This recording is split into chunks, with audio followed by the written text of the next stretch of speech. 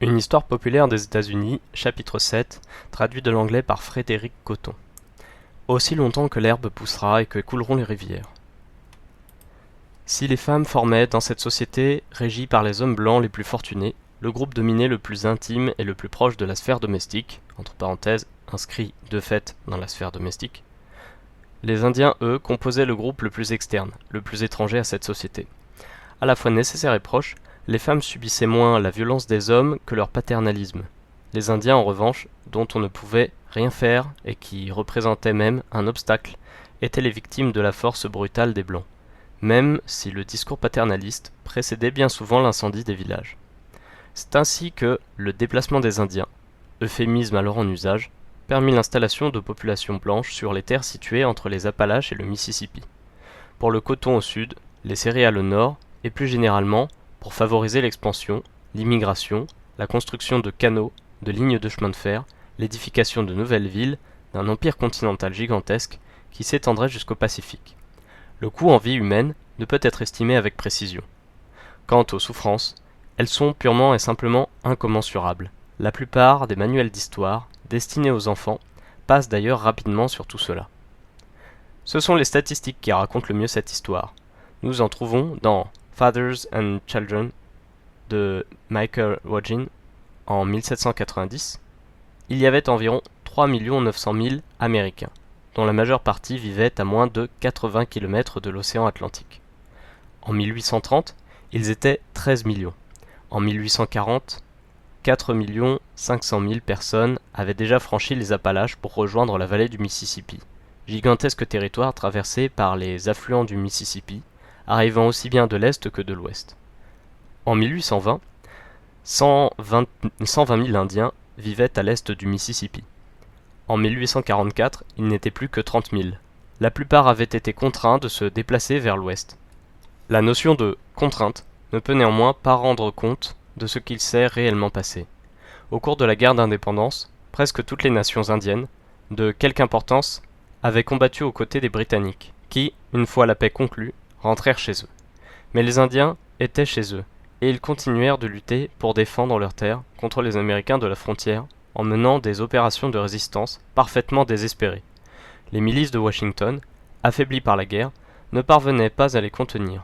Devant les déroutes répétées des avant-gardes américaines, Washington entama une politique de conciliation.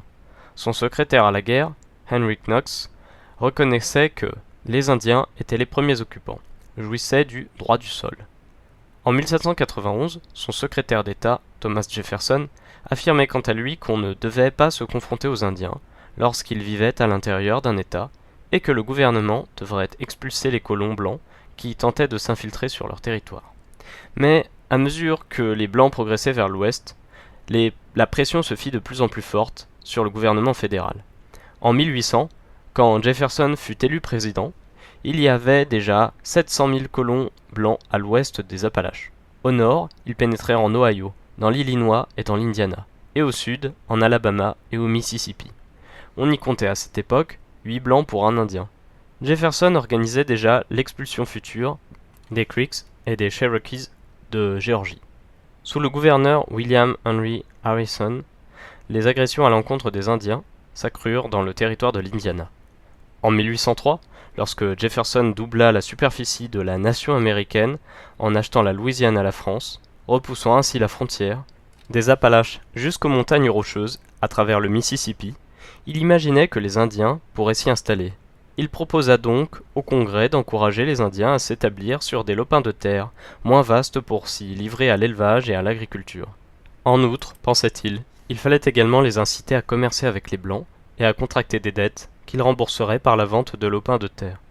Deux mesures semblent absolument indispensables. D'abord, encourager les Indiens à abandonner la chasse, puis multiplier les comptoirs de commerce sur leur territoire, les vouant ainsi à l'agriculture, à l'artisanat et à la civilisation. Fin de citation. Ce discours de Jefferson est d'une importance cruciale. Le déplacement des Indiens était nécessaire pour permettre l'ouverture de vastes territoires à l'agriculture, au commerce, au marché, à l'argent, bref, au développement d'une économie capitaliste moderne. La terre était au cœur de ce processus. Après la Révolution, de vastes étendues furent donc acquises par de riches spéculateurs fonciers, parmi lesquels George Washington et Patrick Henry eux-mêmes.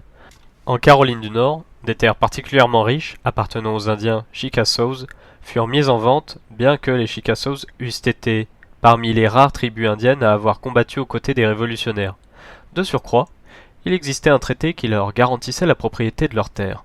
John Donelson, un arpenteur de l'État, réussit tout de même à s'en octroyer quelques 8000 hectares, près de l'actuelle Chattanooga.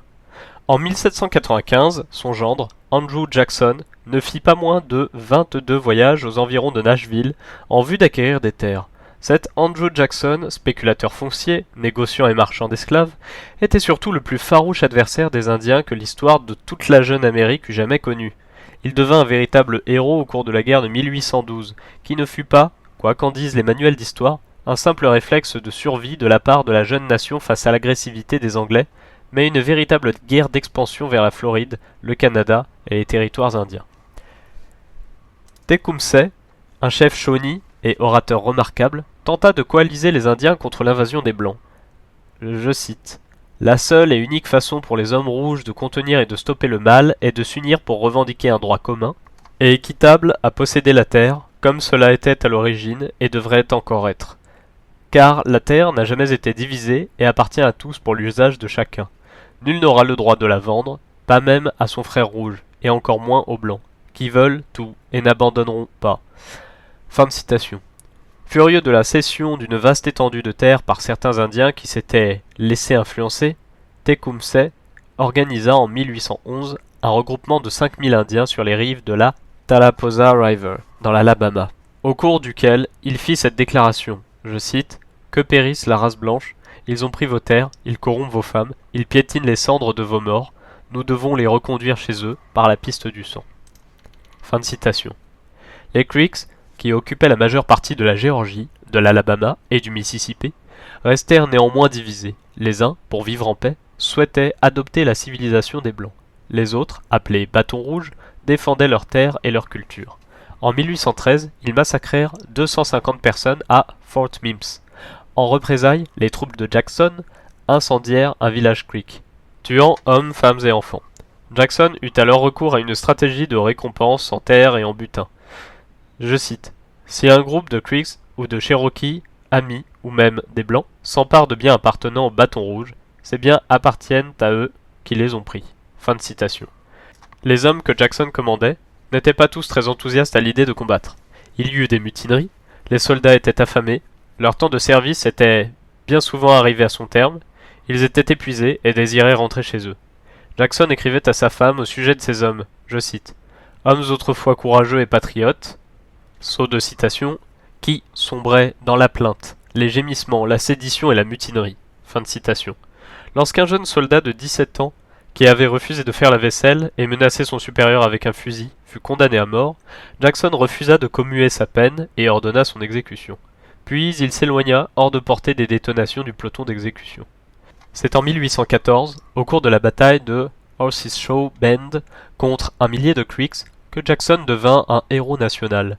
Cette bataille fit près de 800 morts parmi les Indiens et un petit nombre seulement du côté américain. Les attaques frontales des troupes blanches avaient pourtant échoué à plusieurs reprises contre les Creeks. Ce sont les Cherokees qui accompagnaient Jackson après qu'on leur eut promis l'amitié du gouvernement s'ils se joignaient à cette guerre, qui traversèrent la rivière à la nage, prirent les Creeks à revers et gagnèrent la bataille pour Jackson. Quand cette guerre cessa, Jackson et ses amis commencèrent à acheter les terres confisquées aux Creeks. Jackson lui-même fut chargé de la négociation et concoctait un traité qui confisquait la moitié du territoire de la nation Creek. Rogin affirme qu'il s'agissait, je cite, de la plus importante cession de terres indiennes au sud du territoire américain. Le traité confisquait aussi bien les terres des alliés Creeks de Jackson que celles des Creeks qu'il avait combattus.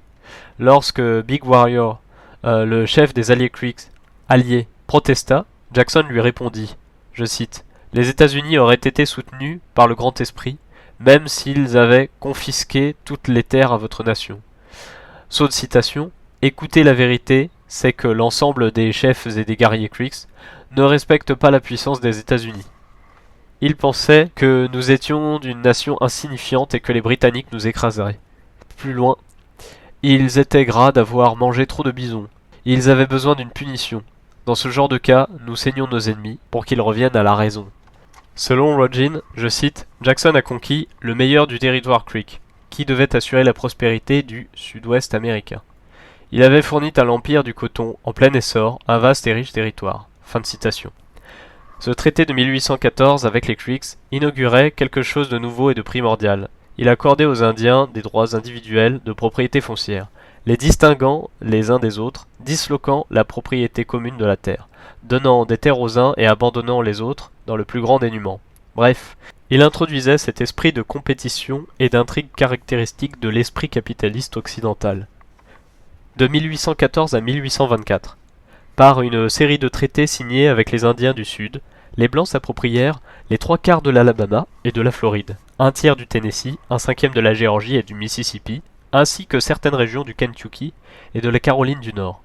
Jackson joua un rôle majeur dans la ratification de ces traités. Selon Rodgin, je cite, « Ses parents et amis se vinrent confier des postes de premier plan. Officier du Bureau des Affaires indiens, négociant, responsable de l'application des traités, contrôleur et spéculateur foncier. » Fin de citation. Jackson lui-même a expliqué comment ces traités étaient élaborés. Je cite, « Nous nous adressions d'emblée aux passions dominantes et décisives des Indiens, c'est-à-dire l'avarice ou la peur. » Fin de citation. Il encourageait les Blancs à s'installer sur les territoires des Indiens, puis annonçait à ces derniers que le gouvernement ne pouvait pas expulser les nouveaux venus. Il valait mieux dès lors renoncer à ces terrains plutôt que risquer d'être massacré. Jackson, je cite, pratiquait la corruption à grande échelle. Fin de citation, nous dit Rodgin. Ces traités et ces saisies de terre jetèrent les bases de l'empire du coton, c'est-à-dire les plantations esclavagistes. À chaque fois qu'un traité était signé, qui expulsait les Creeks d'une région vers une autre et leur promettait la sécurité sur leur nouvelle terre, les Blancs venaient s'y installer également et les Creeks devaient alors signer un nouveau traité qui garantissait de nouveau leur sécurité ailleurs en échange de nouvelles terres. Ce travail de Jackson permit d'étendre les installations de population blanche jusqu'à la frontière avec la Floride espagnole. Là, elles se heurtèrent aux communautés d'Indiens séminoles que des réfugiés bâtons rouges avaient rejoints et que les agents britanniques soutenaient dans leur résistance aux Américains. Comme d'habitude, les colons blancs s'installèrent sur les terres des Indiens, ces derniers les attaquèrent. Des crimes atroces furent commis par les deux camps. Lorsque des villages refusaient de livrer des individus accusés d'avoir assassiné des Blancs, Jackson ordonnait leur destruction complète. Autre provocation de la part des Séminoles, des esclaves noirs en fuite trouvaient refuge régulièrement chez eux. Les Séminoles eux-mêmes achetaient ou capturaient fréquemment des esclaves noirs. Mais leur mode d'esclavage s'apparentait davantage à l'esclavage africain qu'à celui des plantations de coton. Les esclaves vivaient d'ordinaire dans leur propre village et leurs enfants étaient souvent affranchis. Les mariages mixtes n'étaient pas rares. Il y eut assez rapidement des villages indiens à population métissée.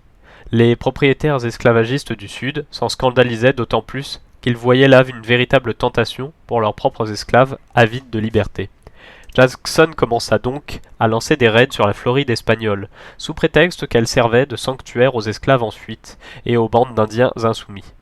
Selon lui, la Floride était absolument nécessaire à la sécurité des États-Unis, préambule classique à toutes les guerres de conquête. Ainsi commença en 1818 la guerre contre les Séminoles, qui allait conduire à l'acquisition de la Floride par les États-Unis. Les cartes scolaires mentionnent l'acquisition de la Floride en 1819. Cette acquisition fut en réalité le résultat d'une véritable campagne militaire menée par Andrew Jackson, de l'autre côté de la frontière américaine. Il y incendia des villages séminoles et s'empara des places fortes espagnoles. L'Espagne fut finalement persuadée de vendre la Floride et Jackson continua de prétendre qu'il agissait selon les lois immuables de la légitime défense. Fin de citation. Devenu gouverneur du territoire de Floride, Jackson était particulièrement bien placé pour promouvoir les affaires de ses amis et parents. Il conseilla à l'un de ses neveux de s'accrocher à sa propriété de Pensacola et à un ami chirurgien militaire d'acheter autant d'esclaves que possible, car les prix allaient bientôt monter. Après avoir abandonné ses fonctions militaires, Jackson continua de conseiller les officiers sur le moyen de parer à la désertion croissante. Les Blancs pauvres, entre parenthèses, même les plus décidés à donner leur vie pour la cause, s'étant assez rapidement rendu compte que les bénéfices en revenaient aux riches. Il suggéra le fouet pour les deux premières tentatives de désertion et l'exécution pure et simple pour la troisième. Les principaux ouvrages portant sur la période jacksonienne écrit par de respectables historiens, The Age of Jackson d'Arthur Schlesinger et The Jacksonian Persuasion de Marvin Meyers, ne traite pas de la politique indienne de Jackson. On y trouve en revanche nombre de développements sur les tarifs douaniers, la banque, la rhétorique politique et la vie des partis. Si on fait un rapide tour d'horizon des manuels scolaires, des collèges et du primaire, on découvre un Jackson, héros de la frontière, soldat démocrate, homme du peuple, etc. Rien sur le propriétaire esclavagiste, le spéculateur foncier, l'exécuteur de soldats séditieux ou l'exterminateur d'Indiens. Il ne s'agit pas de jugement rétrospectif, les faits parlent d'eux-mêmes. Dès que Jackson devint président, en 1829, à la suite de Jefferson, Madison, Monroe et John Quincy Adams, le décret sur le déplacement des Indiens fut soumis au Congrès. Il était alors considéré comme une mesure essentielle de l'administration Jackson, et comme la question la plus importante jamais présentée devant le Congrès. Fin de citation. En dehors des guerres et des traités de paix. Si les deux partis politiques en présence, les démocrates et les Whigs, divergeaient sur les tarifs douaniers et sur les banques, ils s'accordaient en revanche sur les questions cruciales des blancs pauvres, des esclaves et des indiens. Même si Jackson faisait figure de héros pour certains travailleurs blancs, en raison de son opposition à la banque des riches, fin de citation, sous la présidence de Jackson, puis sous celle de l'homme qu'il choisit pour lui succéder, Martin Van Buren, 70 000 Indiens de l'est du Mississippi furent contraints de se déplacer vers l'ouest, dans le nord du pays. Ils étaient moins nombreux et la confédération iroquoise de l'État de New York n'eut pas à s'expatrier. Les Fox et les Sacs de l'Illinois furent en revanche déplacés après la guerre des Black Hawk, à laquelle Abraham Lincoln participa en tant qu'officier, sans toutefois prendre part au combat. Quand le chef Black Hawk fut vaincu et capturé en 1832, il fit un discours de reddition. Ouvrez les guillemets. J'ai combattu bravement, mais vos fusils étaient bien dirigés. Les balles volaient à travers les airs comme des oiseaux et sifflaient à nos oreilles, comme le vent d'hiver à travers les arbres. Mes guerriers sont tombés autour de moi. Un soleil noir s'est levé sur nous au matin, puis a plongé le soir venu derrière un nuage sombre, ressemblant à une boule de feu. C'est le dernier soleil qui brillera sur Black Hawk. Il est maintenant prisonnier des hommes blancs. Il n'a rien fait dont un Indien puisse avoir honte. Il s'est battu pour ses semblables, les Scows et les Papawsis, contre les hommes blancs, qui venaient année après année pour les tromper et s'emparer de leurs terres. Vous savez les raisons pour lesquelles nous vous avons fait la guerre. Tous les hommes blancs les savent, et ils devraient en avoir honte. Les Indiens ne sont pas malhonnêtes, les hommes blancs disent des mensonges sur l'Indien, et le considèrent avec mépris. Mais l'Indien ne ment pas, et l'Indien ne vole pas. Un Indien qui serait aussi mauvais que les hommes blancs ne pourrait pas vivre parmi nous. Il serait mis à mort et dévoré par les loups. Les hommes blancs sont de mauvais maîtres d'école. Ils apportent des livres menteurs et agissent mal. Et ils sourient au pauvre Indien dans le seul but de le tromper. Ils lui secouent les mains pour lui donner confiance, pour le faire boire, pour le tromper et soudoyer nos femmes. Nous leur avons dit de nous laisser et de se tenir éloignés. Mais ils ont continué et nous ont harcelés. Ils se sont installés parmi nous, comme le serpent. Ils nous ont empoisonnés par leur simple contact. Nous n'étions plus en sécurité. Nous vivions dans la crainte. Nous étions en train de devenir comme eux, hypocrites et menteurs, adultères et paresseux, toujours à bavarder sans jamais travailler. Les hommes blancs ne scalpent pas, mais ils font pire encore. Ils empoisonnent nos cœurs. Adieu ma nation, adieu à Black Hawk. Fin de citation. L'amertume de Black Hawk résulte en partie de la manière dont il avait été capturé. Sans soutien dans sa lutte contre les Blancs, voyant ses compagnons mourir de faim et être chassés, puis poursuivis de l'autre côté du Mississippi, Black Hawk brandit le drapeau blanc. Le commandant des troupes américaines déclara par la suite, ouvrez les guillemets, comme nous nous approchions, ils agitaient un drapeau blanc, et se comportaient de manière à nous faire oublier notre objectif. Mais ce n'est pas au vieux singe, point de suspension, fermez les guillemets. Les soldats firent feu, tuant femmes, enfants et guerriers. Black Hawk parvint à s'enfuir, mais fut finalement capturé par des Sioux à la solde de l'armée américaine. Un agent du gouvernement déclara alors aux Indiens, Sacs et Fox, que le grand-père ne le supportait plus. Il a essayé de les réformer, mais ils sont devenus pires encore. Il est résolu à les effacer de la surface de la terre. S'ils ne peuvent pas devenir bons, ils doivent être tués. Fin de citation. Le déplacement des Indiens fut justifié en ces termes par Lewis Cass, secrétaire à la guerre, gouverneur des territoires du Michigan, ambassadeur en France et candidat à la présidence. Ouvrez les guillemets, le principe de perfection progressive semble inhérent à la nature humaine. Saute citation, nous luttons tous, dans la longue carrière de la vie, pour acquérir abondance d'honneur, de pouvoir et tout autre objet dont la possession servirait à la satisfaction des désirs nés de notre imagination. La somme de ces efforts garantit le progrès de la société. Il semble, cependant, que rien ou presque de tout cela ne soit dans la nature de nos sauvages. Fin de citation. Honoré par ses pairs, entre parenthèses, Harvard le nomma docteur honoris causa de droit en 1836, au plus fort du déplacement des Indiens. Fermez les guillemets. Lewis Cass, aussi pompeux que prétentieux, se prétendait expert en matière d'Indiens. Il fit pourtant systématiquement preuve, selon Richard Drennan, dans Violence in America Experience, Winning the West, d'une fort remarquable ignorance de la vie indienne, en tant que gouverneur des territoires du Michigan. Cass s'empara par traité de centaines de milliers d'hectares appartenant aux Indiens. Ouvrez les guillemets, nous devons régulièrement défendre leurs intérêts contre leur propre inclination. Fermez les guillemets, affirmait-il. Dans un article publié dans la North American Review en 1830, il justifiait le déplacement des Indiens, affirmant qu'il ne fallait pas regretter, je cite, les progrès et les transformations de la civilisation ou le triomphe des arts et de l'industrie, par lesquels ces contrées ont été mises en valeur et grâce auxquelles la liberté, la religion et la science y étendent désormais leur influence. Fermez les guillemets. Il aurait souhaité, ouvrez les guillemets, que tout cela fût accompli au prix de sacrifices moindres et que la population indigène s'adaptât au changement inévitable de sa condition. Mais cet espoir est vain.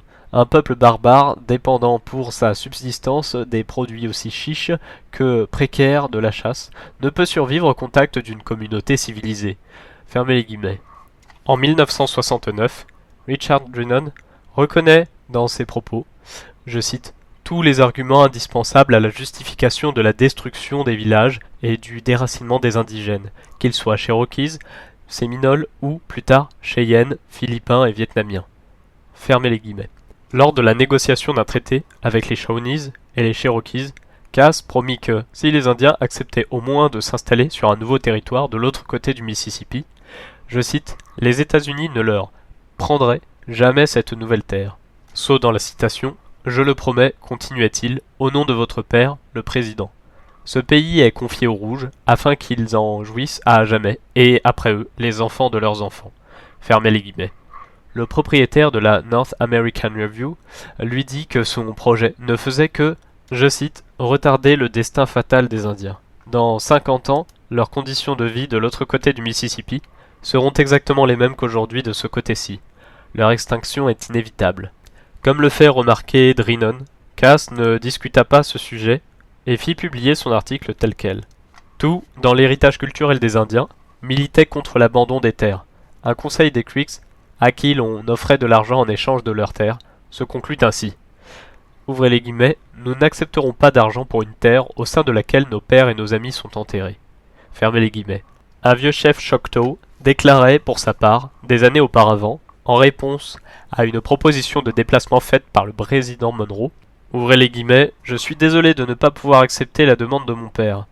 Saute citation, nous désirons demeurer ici, où nous avons grandi, comme l'herbe des bois, et ne souhaitons pas être transplantés sur un autre sol. Fermez les guillemets.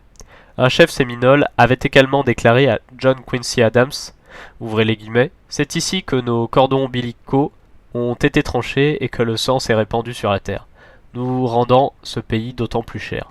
Fermez les guillemets.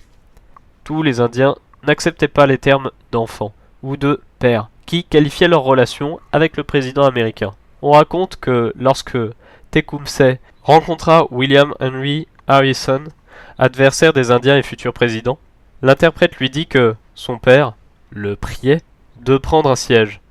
Fin de citation. Tecumseh s'emporta. Je cite, « Mon père, le soleil est mon père et la terre ma mère, et je reposerai en son sein. » Fermez les guillemets.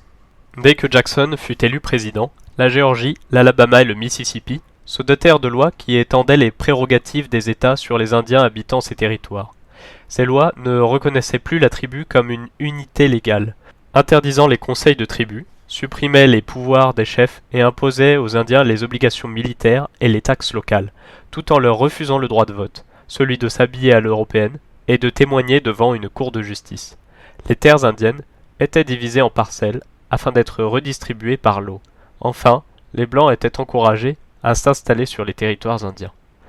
Pourtant, c'était au Congrès, et non aux États, que les lois et les traités fédéraux donnaient autorité sur les tribus.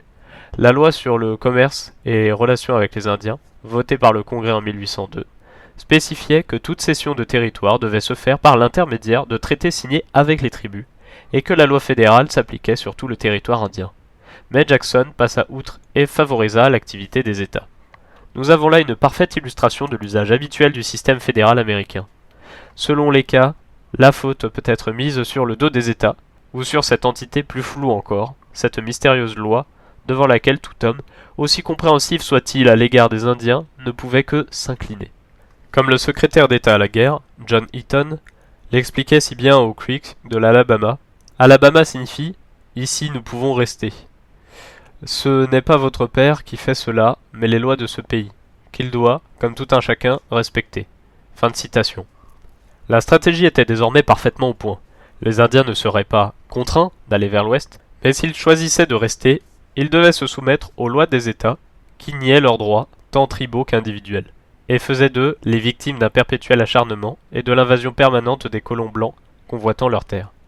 S'ils partaient, en revanche, le gouvernement fédéral leur apporterait un soutien financier et leur promettait des terres sur l'autre rive du Mississippi.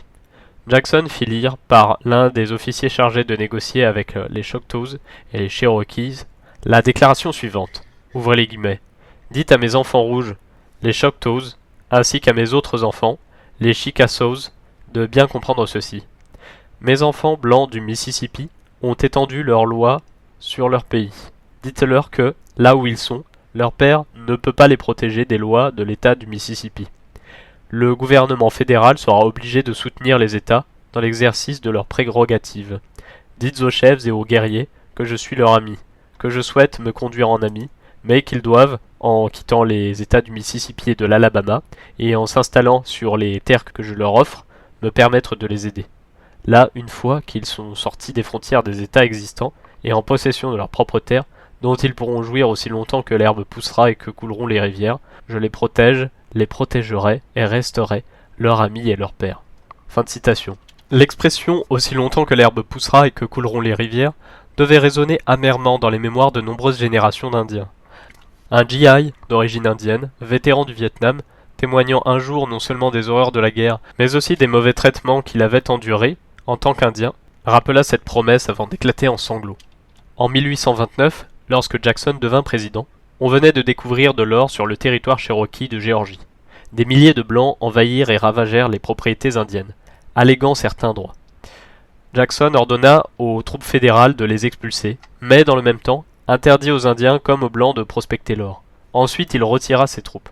Les Blancs revinrent et Jackson déclara qu'il ne pouvait contrecarrer les autorités de l'État de Géorgie. Les envahisseurs blancs se saisirent des terres et des troupeaux, forcèrent les Indiens à signer des baux, rouèrent de coups ceux qui protestaient, vendirent de l'alcool pour affaiblir les résistances et tuèrent le gibier dont ils avaient besoin pour se nourrir. Faire porter toute la responsabilité sur la foule des Blancs serait cependant passer sous silence, selon Rodgin, le, je cite, rôle essentiel des intérêts financiers des planteurs et des décisions politiques prises par le gouvernement. Fermez les guillemets. La faim, le whisky et les agressions militaires enclenchèrent un processus de désintégration des tribus. La violence entre Indiens s'accrut rapidement.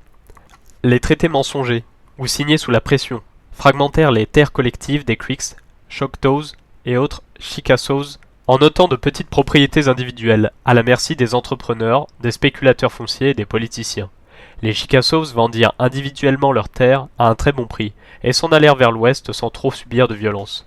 Les Creeks et les Choctaws, en revanche, s'installèrent sur leurs parcelles individuelles, où un grand nombre d'entre eux furent escroqués par les spéculateurs fonciers. Au dire même du président d'une banque géorgienne, par ailleurs actionnaire d'une compagnie foncière, le vol était à l'ordre du jour. Fin de citation. Les Indiens en appelèrent à Washington. Lewis Cass leur fit répondre que les citoyens américains, je cite, étaient disposés à acheter et les Indiens à vendre. Saute citation.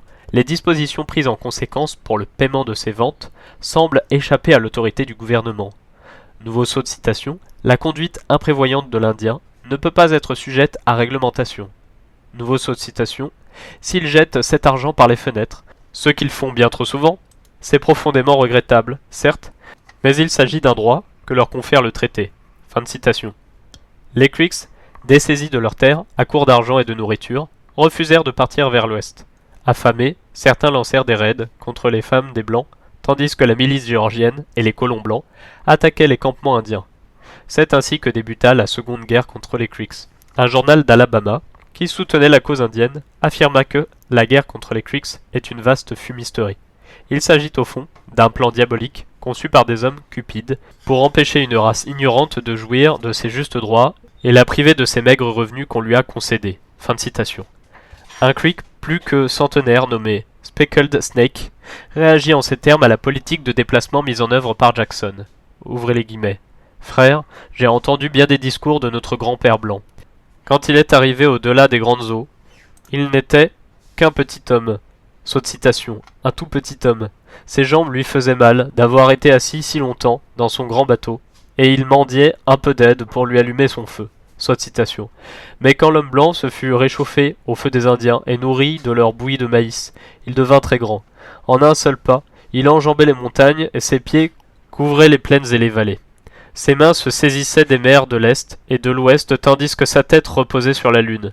Alors il devint notre grand-père. Il aimait ses enfants rouges et leur dit « Allez vous mettre un peu plus loin de crainte que je ne vous écrase. » Frère, j'ai bien entendu des discours de notre grand-père, et ils commencent et se finissent toujours ainsi. Allez vous mettre un peu plus loin, vous êtes trop près. Fermez les guillemets. Dans son livre The Disinherited, Dale Van Avery résume ce que le déplacement signifiait pour les Indiens. Je cite. Dans la longue histoire des méfaits de l'homme, l'exil a tiré des cris d'angoisse à bien des peuples. Néanmoins, il n'a jamais eu d'effet plus terrible que sur les Indiens de l'Est américain. L'Indien était particulièrement réceptif à l'aspect sensoriel du moindre élément naturel de son environnement. Il vivait à l'air libre. Il connaissait tous les marais, toutes les clairières, toutes les collines, rochers, torrents ou ruisseaux, comme seul un chasseur peut le faire. Il n'a jamais jugé le principe de la propriété privée, de la terre, plus raisonnable que celui de la propriété privée de l'air. Mais il aimait cette terre avec une émotion plus profonde que celle de n'importe quel propriétaire. Il se considérait lui-même comme lui appartenant, au même titre que les rochers et les arbres, les mammifères et les oiseaux. Sa patrie, c'était la terre sacrée, sanctifiée comme dépositaire des restes de ses ancêtres et sanctuaire naturel de sa religion. Il pensait que les cascades et les crêtes, les nuages et les brumes, les vallons et les prairies étaient habités par des myriades d'esprits avec lesquels il communiquait quotidiennement. Il appartenait à cette contrée de forêts, de lacs et de ruisseaux, battue par la pluie et à laquelle il était lié par les coutumes de ses aïeux et ses propres aspirations spirituelles. Mais il en fut expulsé vers les plaines rases et arides de l'ouest lointain, une région désolée, universellement reconnue alors sous le nom de Grand désert américain. Fermez les guillemets. Selon Van Avery, dans les années 1820, juste avant que Jackson n'accède à la présidence et après la guerre contre les Creeks, les Indiens du Sud et les Blancs s'étaient souvent installés à proximité les uns des autres et vivaient plutôt pacifiquement dans un environnement naturel qui semblait suffire à subvenir aux besoins de tous.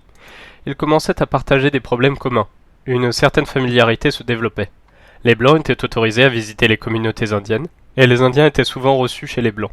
Les individus vivant sur la frontière, tels Davy Crockett et Sam Houston, étaient issus de cet environnement, et nombre d'entre eux, à l'inverse de Jackson, devinrent des amis fidèles des Indiens. Les pressions qui conduisirent au déplacement ne furent pas le fait, Van Avery insiste sur ce point, de ces Blancs pauvres de la frontière qui voisinaient avec les Indiens. Elles accompagnèrent en réalité l'industrialisation et le commerce, la croissance démographique, l'essor du chemin de fer et des villes, la hausse de la valeur de la terre et la cupidité des hommes d'affaires. Je cite. Les leaders des partis politiques et les spéculateurs fonciers manipulaient l'agitation grandissante. Point de suspension. La presse et la religion excitaient la frénésie. Fermez les guillemets. Cette frénésie devait entraîner la mort ou l'exil pour les Indiens, l'enrichissement pour les spéculateurs fonciers et un pouvoir accru pour les politiciens. Quant aux blancs pauvres de la frontière, ils n'étaient qu'un pion, utilisé dans les premiers engagements violents et sacrifié ensuite. Les Cherokees avaient déjà volontairement migré vers l'ouest, à 3 reprises, pour rejoindre les magnifiques régions boisées de l'Arkansas, mais presque immédiatement, ils se trouvèrent là aussi cernés et envahis par les colons, les chasseurs et les trappeurs blancs. Ces Cherokees de l'ouest durent alors se déplacer encore plus à l'ouest, mais cette fois vers des terres arides, trop peu fertiles pour intéresser les blancs. Le traité signé en 1828 entre ces populations indiennes et le gouvernement fédéral stipule qu'il s'agit d'un territoire permanent qui, les États-Unis le promettent solennellement, sera et restera leur pour toujours. Fermez les guillemets. Un mensonge de plus, évidemment. La situation lamentable des Cherokees de l'Ouest fut bientôt connue des 3/4 des Cherokees restés sur leurs terres à l'Est, où ils subissaient la pression des Blancs qui souhaitaient leur départ. Cernés par 900 000 Blancs, les 17 000 Cherokees de Géorgie, du Tennessee et de l'Alabama décidèrent que la survie passait par une adaptation à la société des Blancs. Ils se firent fermiers, forgerons, charpentiers, maçons et même propriétaires. Un recensement de 1826 fait état de 22 000 têtes de bétail, 7 100 chevaux, 46 000 porcs, 726 métiers à tisser, 2 488 rouets, 172 chariots, 2 943 charrues, 10 scieries, 31 moulins à grains, 62 forges, 8 machines à filer le coton et 18 écoles. La langue cherokee, profondément poétique, métaphorique, merveilleusement expressive et scandée par la danse, le spectacle et les rituels, reposait depuis toujours sur le mélange de l'oral et du gestuel. Sequoyah, le chef des Cherokees, inventa une langue écrite que des milliers d'entre eux apprirent. Le tout jeune conseil législatif des Cherokees vota l'acquisition d'une presse d'imprimerie et, le 21 février 1828, parut le premier exemplaire du Cherokee Phoenix, imprimé à la fois en anglais et en cherokee. Les Cherokees n'avaient jamais eu, comme la plupart des tribus indiennes, de gouvernement institué. Selon Van Avery, je cite, « Le principe fondateur du gouvernement indien avait toujours été le rejet de tout gouvernement. La liberté de l'individu était considérée, par pratiquement tous les Indiens du nord du Mexique, comme un attribut infiniment plus précieux que les devoirs de l'individu à l'égard de sa communauté ou de sa nation. Cette attitude de type anarchiste induisait tout leur comportement, à commencer par la plus petite unité sociale, la famille. Les parents indiens éprouvaient une réticence instinctive à discipliner leurs enfants. Toute expression de libre choix et de volonté de la part de ces derniers était reçue comme un signe positif du développement de leur personnalité. Fermez les guillemets. Il existait bien occasionnellement des réunions de conseil dont la composition était à la fois souple et fluctuante, et dont les décisions ne s'imposaient qu'avec l'accord de l'opinion générale. Un pasteur de l'église morave, qui vécut parmi eux, observant leur société, écrivait, ouvrez les guillemets, c'est ainsi que s'est maintenu à travers les âges, sans convulsion et sans discorde civile, ce gouvernement traditionnel dont le monde n'offre peut-être pas d'autre exemple. À un gouvernement dans lequel il n'existe pas, à proprement parler, de loi, mais seulement des us et coutumes établis depuis longtemps. Ni code de jurisprudence, mais l'expérience née du passé, pas de magistrats non plus, mais des conseillers auxquels néanmoins, le peuple voue une obéissance implicite mais volontaire. Un gouvernement enfin, dans lequel l'âge confère le rang, la sagesse, le pouvoir, et la rectitude morale, l'assurance du respect général. Fermez les guillemets. Sous la pression de la société blanche, tout cela s'est mis à évoluer. Les Cherokees commencèrent à imiter la société esclavagiste qui les entourait. Ils finirent par posséder plus d'1 millier d'esclaves. Ils ralliaient cette civilisation dont l'homme blanc parlait tant, fournissant ce que Van Avery qualifie de prodigieux effort pour s'attacher à la bienveillance des Américains. Ils allèrent même jusqu'à accueillir les missionnaires et la religion chrétienne. Cependant, rien de tout cela ne put endiguer la convoitise que suscitait la terre sur laquelle ils vivaient. Le discours que Jackson adressa au Congrès en 1829 explicitait bien merveilleusement sa position. Je cite, « J'annonce aux Indiens qui habitent certaines régions de Géorgie et d'Alabama que leur tentative d'établir un gouvernement indépendant ne saurait satisfaire l'exécutif américain. Aussi, je leur conseille d'émigrer de l'autre côté du Mississippi ou de se soumettre à la législation de leurs États. » Le Congrès s'empressa de voter un décret de déplacement. Il existait quelques défenseurs de la cause indienne. Le plus éloquent, sans doute, fut le sénateur Theodore Frelinghuysen, du New Jersey, qui, lors du débat sur le déplacement au Sénat, s'étonnait que, après avoir chassé les tribus de leurs forêts autrefois sans limite, et les avoir entassés sur quelques misérables arpents de terre au sud de notre frontière, notre insatiable avidité de sangsue continue de nous faire hurler « Encore, encore !» Monsieur, le respect que nous devons à la justice dépendrait-il de la couleur de la peau ? Fermez les guillemets. Le Nord était assez largement opposé au décret de déplacement. Le Sud y était favorable. Le décret fut voté à la Chambre des représentants, par 102 voix pour et 97 contre. Il passa également de justesse au Sénat. Si le texte ne mentionnait pas l'usage de la force, il indiquait cependant qu'il fallait aider les Indiens à partir, ce qui impliquait en réalité que s'ils ne partaient pas, ils seraient abandonnés sans protection, sans argent et à la merci des États. Lorsque le décret de déplacement fut voté, les tribus, les unes après les autres, firent l'objet de pression. Les Choctaws refusaient de partir, mais 50 de leurs délégués ayant accepté de l'argent ou des terres, le traité de Dancing Rabbit Creek fut finalement signé. Les terres Choctaws, à l'est du Mississippi, furent cédées aux États-Unis, en échange d'une aide financière pour le départ, d'indemnités pour les propriétés abandonnées, de nourriture pour la première année passée sur les nouvelles terres, et de la garantie qu'on ne leur demanderait plus jamais de s'expatrier. La pression s'accrut irrésistiblement sur les 20 000 Choctaws du Mississippi, qui, pour la plupart, détestaient ce traité. Les Blancs, parmi lesquels des marchands d'alcool et de nombreux escrocs, se mirent à fourmiller sur leurs terres. L'État vota, en outre, une loi interdisant à tout Choctaw d'essayer d'en convaincre un autre sur la question du déplacement. Fin 1831, 13 000 Choctaws commencèrent leur interminable périple vers les paysages et le climat inconnu de l'Ouest. Ouvrez les guillemets, surveillés par les gardes, poussés par les agents, harcelés par les fournisseurs, ils étaient convoyés contre leur gré vers une destination inconnue, tel un troupeau de moutons malades. Fermez les guillemets. Ils cheminaient dans des chars à bœuf, à pied, à cheval, puis ils furent transportés sur l'autre rive du Mississippi. L'armée, supposée organiser leur trajet, sous-traita cette tâche à des fournisseurs privés qui se firent payer le plus possible par le gouvernement en redistribuant le moins possible aux Indiens.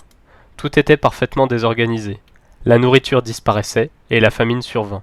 Van Avery explique que les interminables et sombres colonnes de chariots grinçants tirés par les bœufs, les troupeaux poussés en avant et les foules éparses allant à pied étaient entraînées vers l'ouest, à travers marais et forêts, rivières et collines, et en un périple harassant qui les conduisait des plaines luxuriantes du golfe du Mexique vers les plaines arides de l'ouest.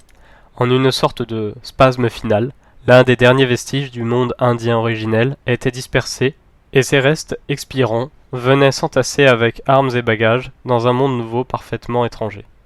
Fermez les guillemets. Le premier hiver de la migration, extrêmement rude, vit de nombreux Indiens mourir de pneumonie. À l'été, une grave épidémie de choléra frappa le Mississippi et tua plusieurs milliers d'Indiens. Les 7 000 Choctaws, qui n'étaient pas encore partis vers l'ouest, préférant la suggestion à la mort, décidèrent de ne pas bouger. Nombre de leurs descendants vivent encore dans l'état du Mississippi. Pour leur part, les Cherokees étaient confrontés à un ensemble de lois votées par l'État de Géorgie. Leurs terres étaient confisquées. Leur gouvernement aboli et tout rassemblement interdit. Ceux d'entre eux qui déconseillaient aux autres de partir étaient emprisonnés. De plus, ils ne pouvaient pas témoigner devant les tribunaux contre les Blancs et n'avaient pas le droit d'exploiter l'or récemment découvert sur leurs terres. Une délégation de Cherokees, ayant protesté auprès du gouvernement fédéral, reçut de John Eaton, nouveau secrétaire à la guerre du président Jackson, la réponse suivante. Ouvrez les guillemets. Si vous allez vers le soleil couchant, alors vous serez heureux. Là-bas, vous pourrez vivre en paix et dans la tranquillité. Tant que les rivières couleront et que grandiront les chênes, nous vous garantissons que ce pays sera le vôtre et qu'aucun blanc ne sera autorisé à s'installer près de vous. La nation Cherokee adressa une requête au pays tout entier, une supplique publique en faveur de la justice. Ce document revient sur leur histoire. Ouvrez les guillemets. Après la paix de 1783, les Cherokees formaient un peuple aussi indépendant que n'importe quel autre peuple de la Terre. Ils avaient été les alliés de la Grande-Bretagne. Point de suspension. Les États-Unis n'ont jamais assujetti les Cherokees. Au contraire, nos pères ont défendu leur pays, les armes à la main. Saut de citation. En 1791, le traité de Holston a été signé. Nouveau saut dans la citation. Les Cherokees acceptaient de se mettre sous la protection exclusive des États-Unis. Nouveau saut. Des terres furent également cédées aux États-Unis. En contrepartie, les États-Unis, plus loin, affirmaient qu'aucun chasseur blanc ne pourrait chasser sur nos terres, ni même y pénétrer sans un passeport. Ils garantissaient aussi solennellement toutes les terres que les Cherokees conservaient. Fermez les guillemets. La suite du texte proteste contre le déplacement. Je cite. « Nous savons que certains pensent que nous aurions intérêt à nous retirer au-delà du Mississippi. Nous pensons différemment. Notre peuple pense unanimement différemment. » Saut de citation. Nous souhaitons demeurer sur la terre de nos pères. Nous avons un droit originel absolu d'y demeurer éternellement, sans subir de violence. Les traités que nous avons signés et les lois des États-Unis qui les accompagnent garantissent notre présence et nos prérogatives et nous protègent contre les envahisseurs. Nous demandons seulement que ces traités soient respectés et ces lois appliquées. Fermez les guillemets. Pour finir, les Cherokees dépassent le simple cadre légal ou historique. Ouvrez les guillemets. Nous supplions ceux à qui ce texte est adressé de se souvenir de cette grande loi d'amour, ouvrez les guillemets, agissez envers autrui comme vous voudriez qu'il agisse envers nous, fermez les guillemets. Suite de la citation, nous les prions de se souvenir que, pour défendre ce principe, leurs aïeux furent chassés du vieux monde et que le vent de la persécution les poussa sur les grandes eaux et les conduisit sur les rivières de ce nouveau monde à l'époque où les Indiens en étaient les seuls seigneurs et maîtres. Qu'ils se souviennent également de la manière dont ils furent reçus par le sauvage d'Amérique, alors qu'ils détenaient tout le pouvoir et que rien ni personne ne pouvait s'opposer à sa force. Nous les pressons de garder à l'esprit que ceux-là même qui n'oseraient plus leur demander un peu d'eau fraîche et un bout de terre sont les descendants de ceux dont il est inutile de rappeler ici l'identité. Premiers occupants de l'Amérique du Nord, l'histoire et les traditions. Que tous ces faits reviennent en mémoire, et ils ne pourront ni ne voudront, nous en sommes certains, refuser de se souvenir et sympathiser avec nous dans nos épreuves et dans nos souffrances. Fermez les guillemets. En guise de réponse, Jackson se contenta de rappeler en décembre 1830, dans son discours annuel au Congrès, que les Choctaws et les Chickasaws avaient déjà accepté de se retirer, et qu'un rapide déplacement des autres profiterait à tous. Pour les Blancs, il s'installerait une population dense et civilisée sur de larges domaines dans un pays occupé jusqu'alors par une poignée de chasseurs sauvages. Quant aux Indiens, il les inciterait, peut-être, graduellement, sous la protection du gouvernement, et aidés de ses bons conseillers, à abandonner leurs coutumes sauvages et à devenir une communauté respectable, civilisée et chrétienne. Fermez les guillemets. En fait, il ressassait son thème familier, c'est-à-dire « Personne ne peut nourrir un sentiment plus amical que moi à l'égard des indigènes de ce pays. » Fermez les guillemets. Cependant, ouvrez les guillemets, la déferlante de la population et de la civilisation s'étend toujours plus à l'ouest, et nous nous proposons à présent d'acquérir les contrées occupées par l'homme rouge du sud et de l'ouest de la façon la plus équitable qui soit. Fermez les guillemets. La Géorgie vota une loi qui interdisait, sous peine de condamnation, l'installation de blancs dans les territoires indiens sans autorisation de l'État. Au printemps 1831, après que les missionnaires blancs installés dans les territoires cherokees eurent apporté leur soutien aux Indiens qui désiraient rester, la milice géorgienne pénétra dans les territoires indiens et arrêta 3 missionnaires, parmi lesquels Samuel Worcester. Ayant argué de leur qualité d'employés fédéraux, ils furent relâchés. Immédiatement, Jackson supprima l'emploi de Worcester. La milice revint l'été même pour arrêter 10 missionnaires et l'imprimeur blanc du Cherokee Phoenix. Ils furent frappés, enchaînés et contraints de faire 56 km en un seul jour pour rejoindre la prison du comté. Un jury les condamna et 9 d'entre eux furent libérés après avoir accepté de faire allégeance à la législation géorgienne. Samuel Worcester et Elizur Butler, qui continuaient de nier toute légitimité aux lois réprimant les Cherokees, furent condamnés à 4 ans de travaux forcés. Lors du jugement en appel devant la Cour suprême, le juge John Marshall décida que la loi géorgienne, au nom de laquelle Worcester avait été emprisonné, violait le traité fédéral signé avec les Cherokees. Or ce traité, selon la Constitution américaine, s'imposait également aux États en tant que loi suprême de la nation. La Cour suprême ordonna donc que Worcester soit libéré. La Géorgie ignora cette décision, et le président Jackson refusa de contraindre à l'appliquer. En Géorgie, on mit donc les terres Cherokees en vente et on confia à la milice la tâche de réprimer la moindre résistance de la part des populations indiennes. Celles-ci adoptèrent une politique de non-violence, bien que leurs propriétés eussent été saisies, leurs maisons brûlées, leurs écoles fermées, leurs femmes maltraitées, sans parler de l'alcool vendu, au sein même de leurs églises, afin de les rendre plus vulnérables encore. En 1832, l'année où Jackson déclarait la prééminence des droits des États concernant la question Cherokee, il nie à la Caroline du Sud le droit d'annuler une tarification douanière fédérale. Sa facile réélection, cette même année, 687 000 voix contre 530 000 à son adversaire, Henry Clay, laisse penser que sa politique anti-indienne était en phase avec l'opinion publique, du moins parmi les hommes blancs qui avaient le droit de vote, quelques 2 millions sur une population totale de 13 millions. Jackson pouvait désormais accélérer le rythme du déplacement des Indiens. La plupart des Choctaws et certains Cherokees étaient déjà partis, mais il restait encore 22 000 Creeks en Alabama, 18 000 Cherokees en Géorgie et 5 000 Séminoles en Floride.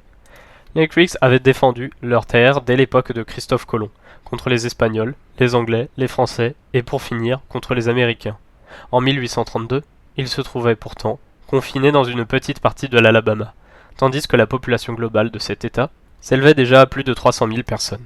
Prêtant foi aux promesses extravagantes du gouvernement fédéral, les délégués Creeks ratifièrent le traité de Washington et acceptèrent de se retirer au-delà du Mississippi. Ils abandonnaient ainsi quelques 2 millions d'hectares en échange de l'assurance que les 2/5 de cette superficie seraient redistribués à titre individuel à des Creeks qui pourraient alors soit les vendre, soit rester en Alabama sous protection fédérale. Van Avery écrit à propos de ce traité. Certes, l'interminable histoire des relations diplomatiques entre Indiens et Blancs n'avait jusqu'en 1832 jamais connu de traité qui n'ait été rompu par les Blancs. Plus loin, qu'ils aient été ou non solennellement agrémentés de la formule, telle que permanent, ou à jamais, ou pour toujours, ou aussi longtemps que le soleil brillera, point de suspension. Néanmoins, aucun accord entre les hommes blancs et les Indiens n'a été rompu aussi rapidement que ce traité de Washington en 1832. Quelques jours suffirent à trahir tous les engagements pris par les États-Unis. Fermez les guillemets. L'invasion des terres Creeks par les Blancs commença rapidement. Pillards, spéculateurs fonciers, escrocs, marchands de whisky, brutes en tout genre, expulsant des milliers de Creeks de leurs foyers vers les marais et les forêts. Le gouvernement fédéral ne bougea pas. En revanche, il négocia un nouveau traité préconisant un rapide déplacement vers l'ouest, organisé par les Creeks eux-mêmes et financé par le gouvernement. Un colonel de l'armée, assez sceptique sur les chances de réussite de cette opération, écrivait que les Indiens, je cite, redoutaient la famine au cours du trajet. Pourrait-il, d'ailleurs, en être autrement, quand nombre d'entre eux meurent déjà actuellement de faim, sans pourtant être encore confrontés aux difficultés d'un long voyage. Saute citation. Vous ne pouvez pas vous faire une idée des privations que les Indiens ont eu à subir ces 2 ou 3 dernières années, passant d'une relative abondance à un état de nécessité et de misère inqualifiable. L'invasion non contrôlée de leur nation par les Blancs, la saisie de leurs terres, même celles qu'ils avaient cultivées, les violences commises sur leurs personnes, les foules de négociants qui, comme des parasites, ont dévoré leurs substances même et les ont saoulés de whisky, ont détruit le peu de disposition à l'agriculture que les Indiens avaient pu montrer jusque-là. Ils sont rudoyés, menacés, abusés et déprimés, tant ils ont le sentiment de ne bénéficier d'aucune protection des États-Unis et de n'avoir aucun moyen de se défendre par eux-mêmes. La sympathie des politiciens du Nord, pour les Indiens, sembla à son tour s'évanouir devant la montée d'autres questions difficiles. Daniel Webster fit bien un discours inspiré devant le Sénat sur l'autorité de la loi et le pouvoir du gouvernement fédéral. Mais cela ne concernait pas la situation des Indiens en Alabama ou en Géorgie. Il s'agissait de la multiplication des tarifs douaniers en Caroline du Sud. Malgré toutes ces difficultés, les Creeks refusaient de bouger. En 1836, les administrations des États, concernées par le gouvernement fédéral, décidèrent qu'ils devaient partir, prétextant une agression commise par les Creeks, désespérés sur des colons blancs. Ils déclarèrent que la nation Creek, en se lançant dans une guerre, avait rompu le traité. L'armée devait à présent les contraindre à s'expatrier vers l'ouest. Moins d'une centaine de Creeks avaient pris part à cette guerre, mais un millier d'entre eux, craignant de probables représailles, s'étaient réfugiés dans les forêts. On envoya 11 000 hommes à leur poursuite. Les Creeks se rendirent sans combattre. L'armée, les jugeant rebelles ou sympathisants, les regroupa et enchaîna les hommes les uns aux autres. La longue marche vers l'ouest, sous la surveillance militaire, commença. Femmes et enfants suivaient derrière. Les communautés Creeks furent investies par des détachements militaires. Leurs habitants, regroupés en des points de rassemblement et conduits vers l'ouest, en groupes de 2 à 3 000 individus. Plus question bien sûr de les indemniser pour les terres et les biens qu'ils laissaient derrière eux. Des contrats furent passés avec des fournisseurs privés afin d'organiser cette procession, comme cela était le cas pour les Choctaws. De nouveau, le voyage prit du retard et les Indiens manquèrent de nourriture, d'abris, de vêtements, de couverture et de suivi médical. De nouveau, on emprunta de vieilles embarcations, délabrées, que l'on surchargea pour faire passer les Creeks sur l'autre rive du Mississippi. Au milieu de l'hiver, l'interminable procession, trébuchante, composée de plus de 15 000 Creeks, se traîna lamentablement d'une frontière à l'autre de l'Arkansas. La privation et la maladie firent de nombreuses victimes. Le passage des exilés pouvait être identifié à distance par le hurlement des meutes de loups et par les nuages de vautours tournoyant dans le ciel, nous dit Van Avery. 800 Creeks avaient accepté de soutenir les États-Unis dans leur guerre contre les Séminoles de Floride, en échange de la promesse que leur famille resterait en Alabama jusqu'à leur retour, sous la protection du gouvernement fédéral. Cette promesse ne fut jamais tenue. Les familles Creeks, attaquées par des maraudeurs blancs, avides de terre, subirent toutes sortes de violences. L'armée, sous prétexte d'assurer leur sécurité, les expulsa alors de leurs terres vers le camp de concentration de Mobile Bay. Des centaines de personnes y moururent de faim et de maladie. Lorsque les guerriers Creeks revinrent de la guerre contre les Séminoles, ils furent expulsés avec leurs familles vers l'ouest. En traversant la Nouvelle-Orléans, ils tombèrent victimes d'une épidémie de fièvre jaune. 611 d'entre eux traversèrent le Mississippi, entassés sur le Monmouth, un steamer hors d'âge. Le bateau coula et 311 personnes moururent noyées, dont les 4 enfants d'un chef Creek qui s'était porté volontaire contre les Séminoles en Floride. Un journal de la Nouvelle-Orléans affirme que la terrible responsabilité de ce gigantesque sacrifice de vies humaines retombe sur les fournisseurs. Point de suspension, l'avarice qui conduit à vouloir augmenter les profits de l'opération a tout d'abord poussé à louer des bateaux pourris, vieux et totalement impropres à la navigation, pour la simple raison qu'ils étaient moins chers. Puis, pour plus de profit encore, les Indiens ont été entassés sur ces bateaux, fous de telle manière qu'il semble évident que l'on n'a pas songé un instant à leur sécurité, leur confort, voire au respect minimal de la personne humaine. Fin de citation. Les Choctaws et les Chickasaws avaient rapidement accepté de s'expatrier. Les Creeks étaient obstinés et on avait dû les y contraindre. Les Cherokees pratiquaient, quant à eux, une résistance passive. Seule la tribu séminole décida de combattre. La Floride appartenant désormais aux États-Unis, le territoire séminole avait été offert en pâture aux accapareurs. Ils arrivèrent au nord de la Floride à partir de Saint-Augustine puis de Pensacola, et le long de la fertile bande côtière. En 1823, une poignée de Séminoles signèrent le traité de Camp Moultrie, en contrepartie de vastes étendues de terre dans le nord de la Floride, après avoir accepté que tous les Séminoles, vivant au nord de la Floride et dans toutes les régions côtières, soient déplacés vers l'intérieur, c'est-à-dire vers les terres marécageuses du centre de la Floride, où même les plantes et le gibier ne pouvaient pas survivre. La pression sur les Séminoles pour qu'ils abandonnent la Floride et se déplacent vers l'ouest s'accrut. En 1834, on réunit les chefs séminoles et un agent du Bureau des Affaires indiennes leur annonça qu'ils devaient s'en aller. Voici quelques-unes des réactions séminoles devant cette injonction. Ouvrez les guillemets. Nous avons tous été créés par le même grand-père et nous sommes tous également ses fils. Nous venons tous de la même mère et nous avons tous été nourris à son sein. C'est pourquoi nous sommes frères et en tant que frères, nous devrions traiter ensemble de manière amicale. Autre citation. Votre discours est bon. Mais mon peuple ne peut pas dire qu'il partira. Nous ne désirons pas partir. Si nos langues disent oui, nos cœurs crient non, et nous traitent de menteurs. Autre citation. Si nous arrachons brusquement nos cœurs des foyers qu'ils ont toujours connus, les cordes de nos cœurs se briseront. Fermez les guillemets. L'agent des affaires indiennes s'arrangea néanmoins pour faire signer un traité de déplacement par une quinzaine de chefs et de sous-chefs indiens. Le Sénat le ratifia immédiatement, et le département de la guerre commença à préparer la migration. Des violences entre Blancs et Séminoles éclatèrent aussitôt. Osceola, un jeune chef séminole, qui avait été emprisonné et enchaîné par l'agent des affaires indiennes, Thompson, et dont la femme avait été réduite en esclavage, prit la tête du mouvement de résistance naissant. Lorsque Thompson, en 1835, ordonna aux Séminoles de se rassembler pour le voyage, personne ne vint. Au lieu de cela, les Indiens commencèrent une sorte de guérilla contre les populations blanches de la côte et sur les frontières de la Floride. Ils assassinaient des familles blanches, capturaient des esclaves et détruisaient les propriétés. Osceola lui-même, lors d'une attaque éclair, tua Thompson et un lieutenant de l'armée américaine. Le même jour, le 28 décembre 1835, une colonne de 270 soldats furent attaqués par les Séminoles. Seuls 3 de ces soldats survécurent. L'un des survivants témoigna plus tard de l'événement. Il était 8 heures. J'ai entendu soudainement un coup de feu. Point de suspension. Suivi d'un tir de mousquet. Plus loin. Je n'ai pas eu le temps de me demander ce que cela signifiait, que déjà une salve de quelques 1000 fusils était tirée sur notre front et le long de notre flanc gauche. Je pouvais seulement voir leurs têtes et leurs bras émerger des hautes herbes, tout près et plus loin, ainsi que de derrière les pins. Fermez les guillemets. C'était la tactique indienne habituelle contre un adversaire supérieur en armes. Le général George Washington avait donné un jour ce conseil pratique à l'un de ses officiers. Ouvrez les guillemets. Général Sinclair, en 3 mots, attention aux surprises, encore et toujours, attention aux surprises. Le Congrès vota un budget pour mener cette guerre contre les Séminoles. Au Sénat, Henry Clay, délégué du Kentucky, s'y opposa. C'était un adversaire de Jackson qui dénonçait régulièrement la politique de déplacement des Indiens.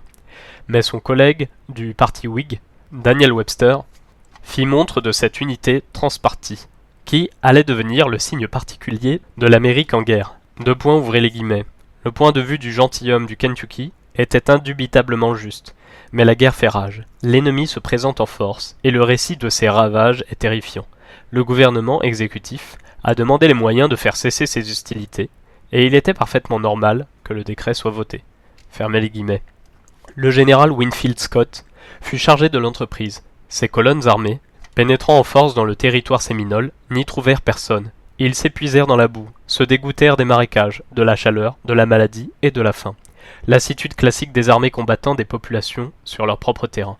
Personne ne souhaitait affronter les Séminoles dans les marais de Floride. En 1836, 103 officiers délégués démissionnèrent de l'armée régulière, n'en laissant que 46 en poste.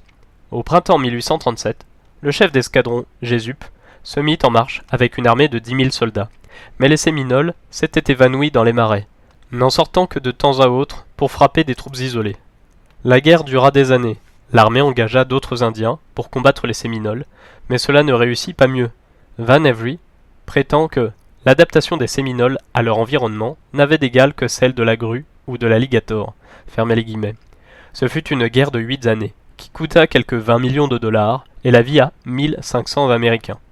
Finalement, dans les années 1840, les Séminoles commencèrent à se lasser.